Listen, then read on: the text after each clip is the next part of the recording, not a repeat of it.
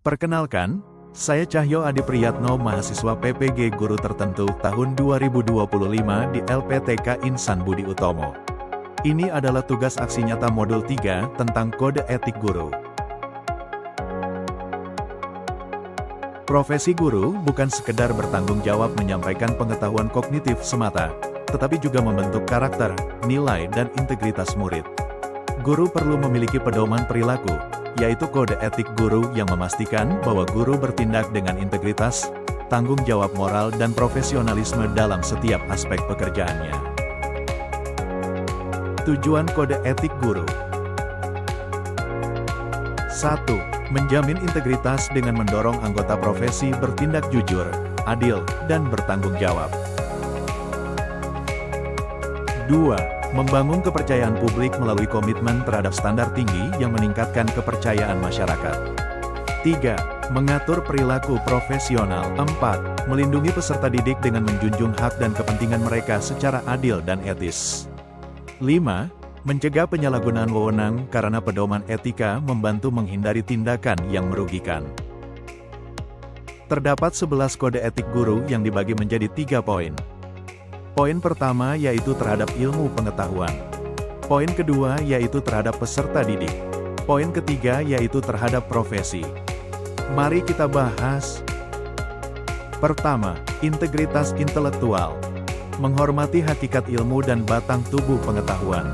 Hal ini mencakup metodologi, subjek, yaitu bagaimana pengetahuan diperoleh, proses penyelidikan, pembuktian, pengujian kebenaran, yang berbeda untuk setiap bidang pengetahuan, dan catatan, subjek, yaitu catatan kumulatif praktik metodologi yang telah dilakukan. 2. Integritas kejuruan. Menghormati pengetahuan, keterampilan dan pengalaman profesional. Hal ini mencakup tuntutan untuk tetap mengikuti perkembangan pengetahuan terkini, untuk memperluas wawasan dan repertoar keterampilan, serta memadupadankan agar menjadi efektif secara pedagogis sejalan dengan keberagaman peserta didik dalam hal konteks dan latar belakang. 3. Keberanian moral. Menunjukkan kemandirian pikiran dan tindakan. Hal ini mencakup kesediaan untuk mengajarkan materi pelajaran, atau menggunakan metode yang tidak populer, atau secara resmi tidak disukai, jika secara integritas intelektual dan/atau integritas kejuruan sangat dibutuhkan. 4. Mendahulukan kepentingan orang lain. Membedakan dan menghormati kepentingan orang yang diajar. Hal ini berarti menempatkan kepentingan-kepentingan tersebut di atas kepentingan mereka sendiri, menumbuhkan harga diri yang sesuai pada orang-orang tersebut, dan mengenali bahwa pendidikan adalah proses interaktif, bergantung pada kontribusinya peserta didik dan juga guru. 5. Tidak berpihak.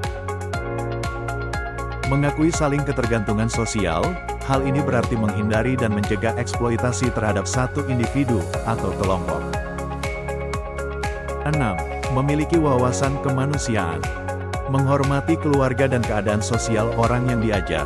Hal ini melibatkan kepekaan terhadap keberagaman pengaruh dan menghindari stereotip, serta berusaha untuk memastikan kesetaraan kesempatan pendidikan. 7. Memikul tanggung jawab pengaruh. Melaksanakan dan menerima tanggung jawab atas pengaruh yang mungkin bersifat jangka panjang. Hal ini berarti menyadari bahwa pengalaman di kelas akan membekas dalam ingatan anak-anak, sehingga guru perlu berhati-hati untuk meninggalkan jejak positif dalam kehidupan anak yang diajar. 8. Kerendahan hati. Menyadari kekurangan diri sendiri, termasuk bersedia mengakui bahwa seseorang mungkin salah dalam kaitannya dengan pengetahuan dan perilaku. 9. Kolegialitas. Menghormati dan bekerja sama dengan rekan kerja profesional. Hal ini mencakup mendengarkan dan belajar dari orang lain, serta menyadari bahwa setiap disiplin ilmu memiliki kesamaan dan perbedaan, menerima tugas untuk bekerja sama demi kepentingan mereka yang diajar.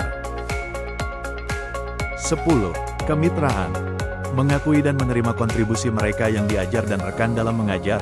Hal ini mencakup mempertimbangkan dan memanfaatkan sejauh mungkin bakat dan keahlian mereka yang diajar, serta situasi sosial dan keluarga mereka.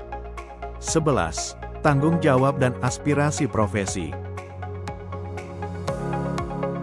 Bersedia mengedepankan nilai-nilai profesional, keahlian dan minat, dengan cara memberikan tanggapan secara terbuka mengenai kebijakan pendidikan. Hal ini berarti berbicara dan menulis secara terbuka tentang dampak kebijakan publik untuk praktik pendidikan. Berikut adalah beberapa kemungkinan apabila perilaku guru tidak diatur pada kode etik profesi. Timbul penyalahgunaan wewenang. Perilaku diskriminatif atau tidak profesional. Hilangnya kepercayaan masyarakat terhadap dunia pendidikan. Dari pemaparan tersebut dapat disimpulkan bahwa kode etik guru bukanlah sebuah pembatas, tetapi menuntun moral dan profesionalisme guru dalam melaksanakan tugas dan kewajibannya. Mendidik dengan penuh martabat dan bermakna menjadi salah satu bentuk komitmen kita pada etika. Terima kasih sudah belajar bersama. Semoga dengan ini kita menjadi guru yang profesional dan beretika.